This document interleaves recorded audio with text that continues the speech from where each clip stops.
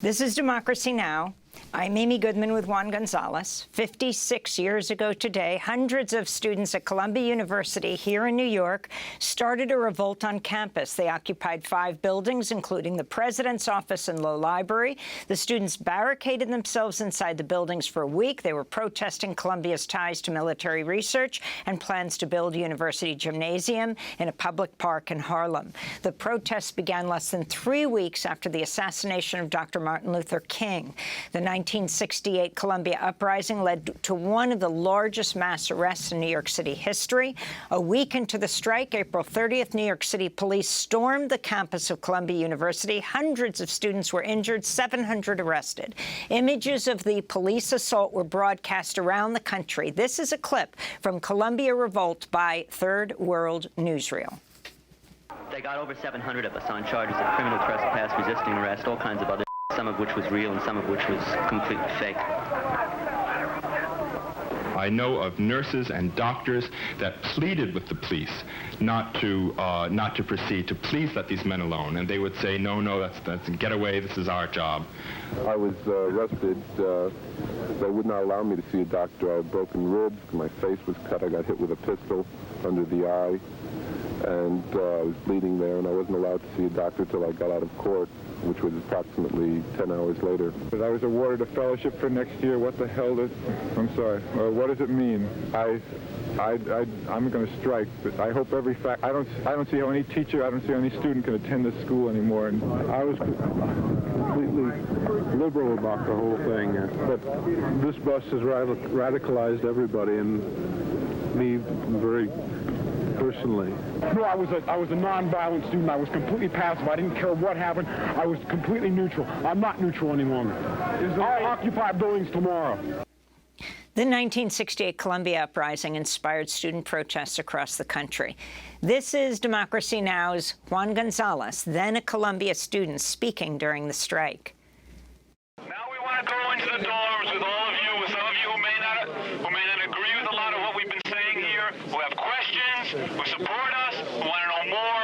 Let's go to the dorms. Let's talk quietly in small groups. We'll be there, and everyone in Livingston Lobby, Inferno Lobby, and Carmen Lobby. We'll be there, and we'll talk about the issues involved, and we'll talk about where this country is going, and where this university is going, and what it's doing in this society, and what we would like it to do, and how we would like to exchange with you our ideas over it. Come join us now. That was Juan Gonzalez, courtesy of the Pacifica Radio Archives. And Juan is here now, courtesy of Democracy Now!, co-host of Democracy Now! Juan, talk about that moment. We're talking about 56 years ago. Talk about then and what you see as the echoes of today. Well, Amy, I think the important thing to understand is that the Columbia strike unfolded over several weeks. The first week was the week of the occupation, but because of the brutality of the attacks by the police, as you said, more than 150 people were hospitalized the night of April 30th. It led to a massive strike of the entire university. Over 10,000 students shut the university down for the rest of the semester. And I think what is really unusual about this process is that here the university moved in very quickly, and also these students were not disrupting classes. We occupied buildings. We did not allow classes to go forward in 1968, but classes were going forward. The students were camped out peacefully on the lawn.